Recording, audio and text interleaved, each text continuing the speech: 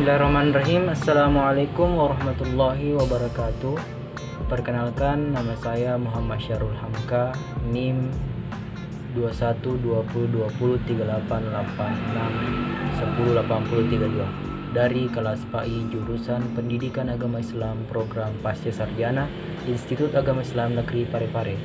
Pada kesempatan kali ini saya akan mempresentasikan mengenai materi metode desain media model EDI.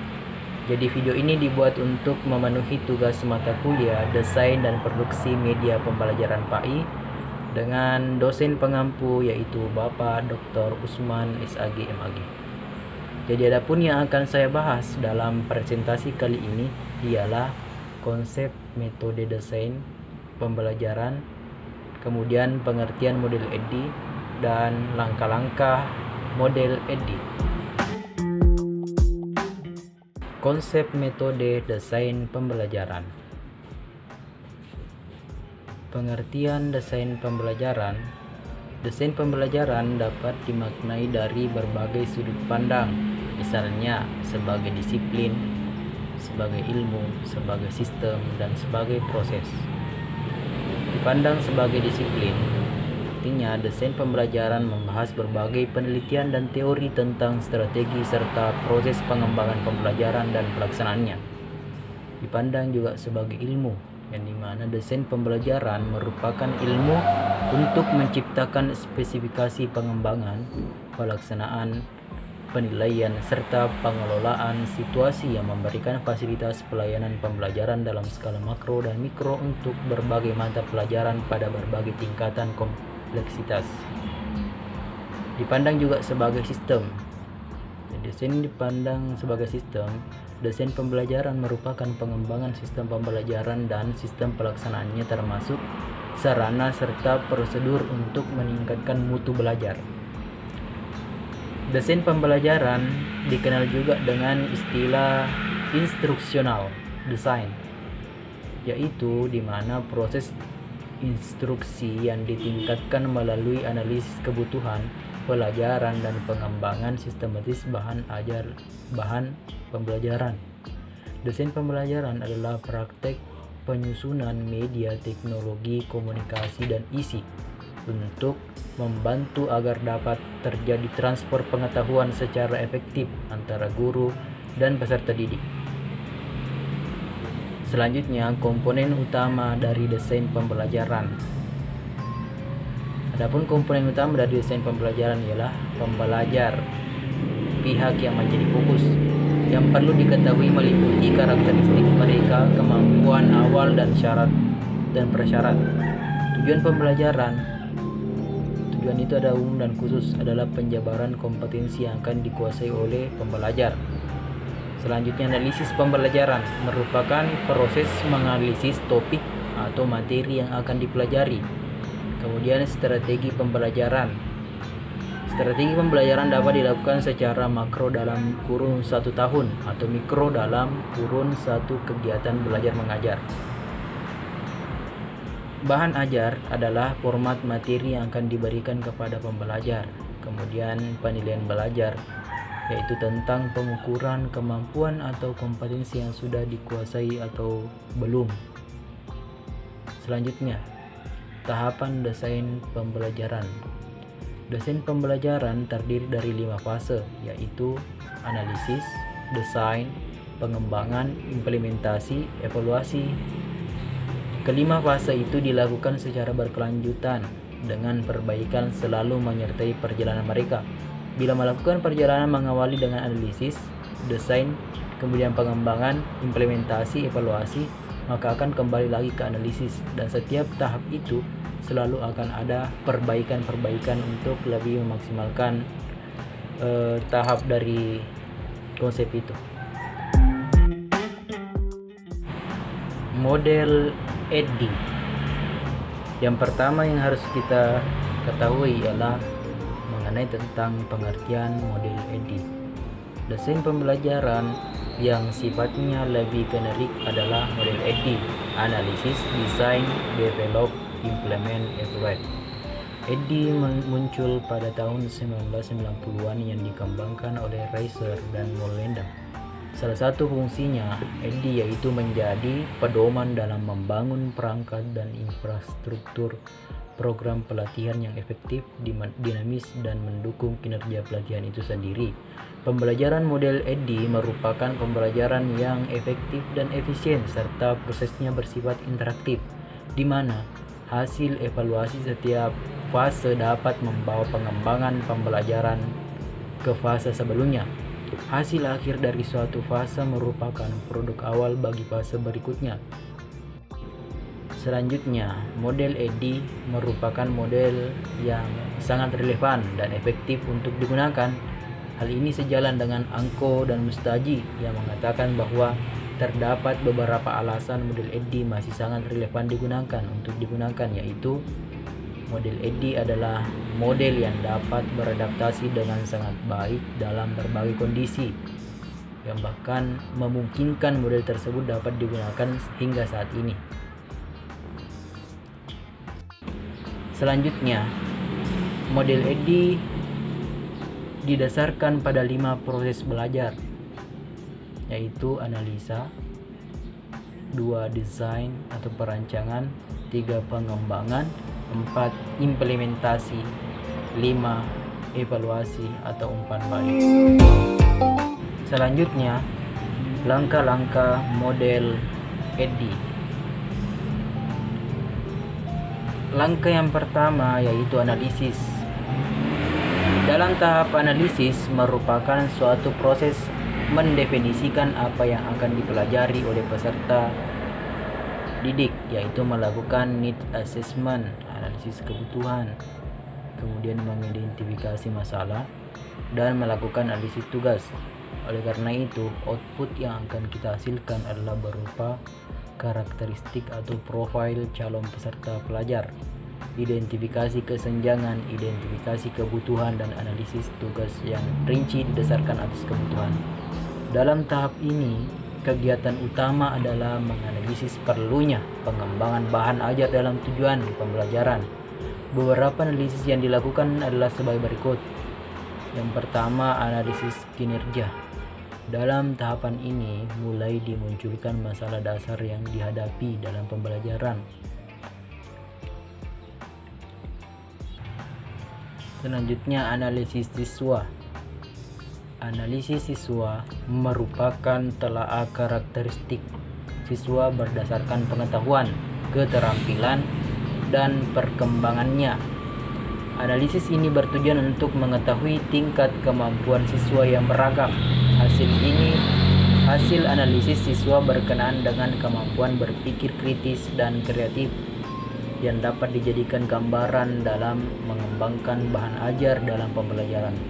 Beberapa poin yang perlu didapatkan dalam tahap ini diantaranya: 1. Karakteristik siswa berkenaan dengan pembelajaran. Yang kedua, pengetahuan dan keterampilan yang telah dimiliki siswa berkenaan dengan pembelajaran.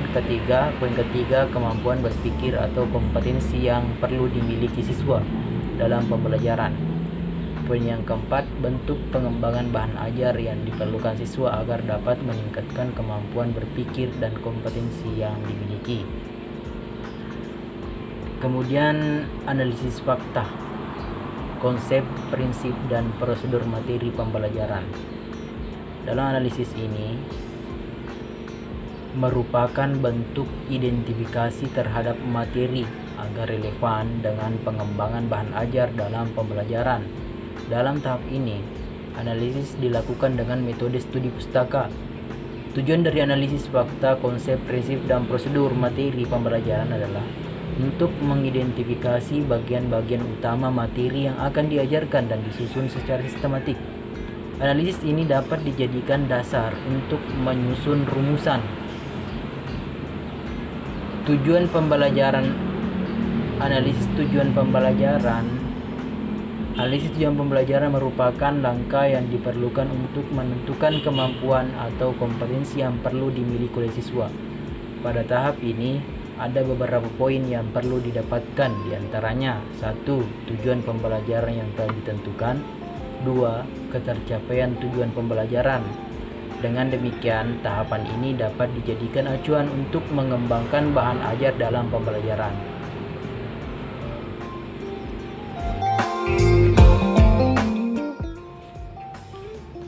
Jadi tahap yang kedua itu ialah tahap desain atau langkah selanjutnya adalah desain. Dalam tahapan desain meliputi beberapa perencanaan pengembangan bahan ajar, diantaranya meliputi beberapa kegiatan sebagai berikut: penyusunan bahan ajar dalam pembelajaran kontekstual dengan mengkaji kompetensi inti dan kompetensi dasar untuk menentukan materi pembelajaran berdasarkan fakta, konsep, prinsip, dan prosedur alokasi waktu pembelajaran, indikator, dan instrumen penilaian siswa. Selanjutnya merancang skenario pembelajaran atau kegiatan belajar mengajar dengan pendekatan pembelajaran. Kemudian pemilihan kompetensi bahan ajar, perencanaan awal perangkat pembelajaran yang didasarkan pada kompetensi mata pelajaran. Selanjutnya merancang materi pembelajaran dan alat evaluasi belajar dengan pendekatan pembelajaran. Selanjutnya, langkah yang ketiga itu ialah pengembangan, development. Langkah pengembangan dalam penelitian ini meliputi kegiatan membuat dan memodifikasi bahan ajar. Dalam tahap desain telah disusun kerangka konseptual pengembangan bahan ajar. Dalam tahap pengembangan, kerangka konseptual tersebut direalisasikan dalam bentuk produk pengembangan bahan ajar yang siap diimplementasikan sesuai dengan tujuan. Dalam melakukan langkah pengembangan bahan ajar, ada dua tujuan penting yang perlu dicapai. Di antaranya ialah memproduksi atau merevisi bahan ajar yang akan digunakan untuk mencapai tujuan pembelajaran yang telah dirumuskan. Kemudian memilih bahan ajar terbaik yang akan digunakan untuk mencapai tujuan pembelajaran. Selanjutnya, langkah yang keempat dalam metode EDI, implementasi. Implementasi adalah langkah nyata untuk menerapkan sistem pembelajaran yang sedang kita buat. Artinya, pada tahap ini semua yang telah dikembangkan diinstal atau diset sedemikian rupa sesuai dengan peran atau fungsinya agar bisa diimplementasikan. Misal, jika memerlukan software tertentu, maka software tersebut harus sudah diinstal. Jika penataan lingkungan harus tertentu, maka lingkungan atau setting tertentu tersebut juga harus ditata. Barulah implementasikan sesuai skenario atau desain awal. Pada tahapan implementasi dalam penelitian ini merupakan tahapan untuk mengimplementasikan rancangan bahan ajar yang telah dikembangkan pada situasi yang nyata di kelas. Selama implementasi, rancangan bahan ajar yang telah dikembangkan diterapkan pada kondisi yang sebenarnya. Materi bahan ajar yang telah dikembangkan disampaikan sesuai dengan pembelajaran. Setelah diterapkan dalam bentuk kegiatan pembelajaran, kemudian dilakukan evaluasi awal untuk memberikan umpan balik pada penerapan pengembangan bahan ajar berikutnya. Tujuan utama dalam langkah implementasi antara lain membimbing siswa untuk mencapai tujuan pembelajaran, menjamin terjadinya pemecahan masalah untuk mengatasi persoalan yang sebelumnya dihadapi oleh siswa dalam proses pembelajaran, memastikan bahwa pada akhir pembelajaran kemampuan siswa meningkat. Selanjutnya, langkah yang kelima, evaluation. Evaluasi adalah proses untuk melihat apakah sistem pembelajaran yang sedang dibangun berhasil sesuai dengan harapan awal atau tidak. Sebenarnya, tahap evaluasi bisa terjadi pada setiap 4 tahap di atas. Evaluasi yang terjadi pada setiap 4 tahap di atas itu dinamakan evaluasi formatif karena tujuannya untuk kebutuhan revisi. Misal, pada tahap rancangan, mungkin kita memerlukan salah satu bentuk evaluasi formatif, misalnya review ahli untuk memberikan input terhadap rancangan yang sedang kita buat. Pada tahap pengembangan, Mungkin perlu uji coba dari produk yang kita kembangkan, atau mungkin perlu evaluasi kelompok kecil dan lain-lain. Evaluasi merupakan langkah terakhir dari model desain sistem pembelajaran EDI. Evaluasi adalah sebuah proses yang dilakukan untuk memberikan nilai terhadap pengembangan bahan ajar dalam pembelajaran. Evaluasi dilakukan dalam dua bentuk, yaitu evaluasi formatif dan evaluasi sumatif. Evaluasi formatif dilaksanakan pada setiap akhir tatap muka mingguan, sedangkan evaluasi sumatif dilakukan setelah kegiatan berakhir secara keseluruhan semester. Evaluasi sumatif mengukur kompetensi akhir atau tujuan pembelajaran yang ingin dicapai. Hasil evaluasi digunakan untuk memberikan umpan balik terhadap pengembangan bahan ajar. Kemudian revisi dibuat sesuai dengan hasil evaluasi atau kebutuhan yang belum dapat dipenuhi oleh tujuan pengembangan bahan ajar. Evaluasi terhadap pengembangan bahan ajar dalam pembelajaran bertujuan untuk mengetahui beberapa hal, yaitu sikap siswa terhadap kegiatan pembelajaran secara keseluruhan, peningkatan kemampuan siswa yang merupakan dampak dari keikutsertaan dalam kegiatan pembelajaran, keuntungan yang dirasakan oleh sekolah akibat adanya peningkatan kompetensi siswa melalui kegiatan pengembangan bahan ajar dalam pembelajaran. Selanjutnya, kelebihan dan kekurangan desain EDI. Kelebihan desain EDI.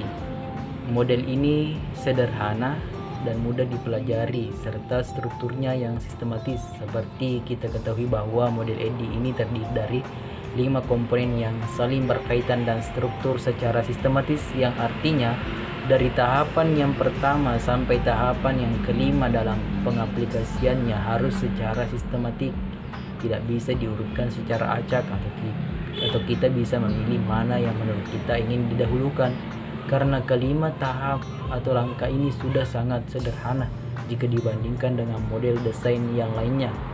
Sifatnya yang sederhana dan struktur dengan sistematis, maka model desain ini akan mudah dipelajari oleh para pendidik. Sedangkan kekurangan model desain EDI. Untuk kekurangan model ini adalah dalam tahap analisis memerlukan waktu yang lama. Dalam tahap analisis ini, pendesain atau pendidik diharapkan mampu menganalisis dua komponen dari siswa terlebih dahulu dengan membagi analisis menjadi dua, yaitu analisis kinerja dan analisis kebutuhan. Dua komponen analisis ini yang nantinya akan mempengaruhi lamanya proses menganalisis siswa sebelum tahapan pembelajaran dilaksanakan. Dua komponen ini merupakan hal yang penting karena akan mempengaruhi tahap mendesain pembelajaran yang selanjutnya. Kesimpulan, model pembelajaran EDI sangat membantu dalam merancang program belajar mengajar dengan menggunakan berbagai jenis media. Model ini menggunakan beberapa langkah, yaitu analisa, desain atau perancangan, development, pengembangan, implementasi atau eksekusi, dan evaluasi atau umpan balik. Kesemua langkah ini berfokus untuk menekankan atau pengajaran kepada peserta didik dengan berbagai style belajar dan konstruktif belajar, yang dimana peserta didik diwajibkan untuk melakukan interaksi dengan lingkungan mereka dan tidak secara pasif menerima informasi tersebut. Peserta didik juga tidak hanya fokus dengan apa saja yang telah diberikan guru. Peserta didik bisa mencari informasi dari berbagai hal seperti TV, koran, majalah, dan lain-lain. Yang penting dapat mendukung belajar atau tugas siswa dikerjakan. Itulah presentasi dari saya. Sekian dan terima kasih. Assalamualaikum warahmatullahi wabarakatuh.